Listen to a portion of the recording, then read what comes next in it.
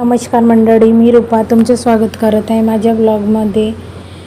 आज आपण पनीर आणि शिमला मिरची मटरची भाजी बनवणार आहोत। त्याच्यासाठी सगळ्यात पहिले आपल्याला शिमला मिरची, कांदे आणि पनीर एका शेपमध्ये चांगले कट करून घ्यायचे आहे आणि त्याच्यानंतर पनीरमध्ये तिखट, मीठ, मसाला वगैरे टाकून मॅरिनेट होण्यासाठी ठेवून द्यायचे 5-10 मिनिटासाठी।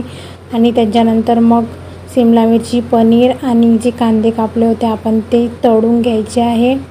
आणि त्याच्यानंतर आपल्याला मग पनीरच्या भाजीसाठी जे लागणारी प्युरी आहे ते करून घ्यायची। टमाटर आणि कांद्याची प्युरी। तर प्युरी बनवून झाल्यानंतर मग कढई घ्यायची, कढईमध्ये तेल टाकून खडे मसाले टाकून घ्यायचे।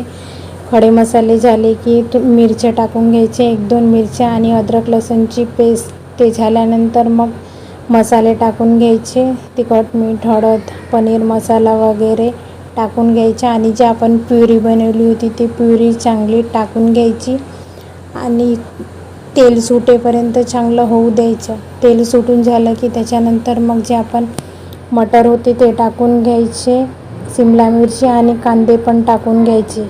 ते झाल्यानंतर मग लगेच पनीर जे तळलेला होता आपण तो पण टाकून घ्यायचा आणि थोडा वेळ चांगलं होऊ द्यायचं आणि वरतून भरपूर कोथिंबीर टाकून घ्यायची। कशी वाटली रेसिपी नक्की कमेंट करून सांगा। आवडल्यास नक्की लाईक, शेअर अँड सबस्क्राईब करून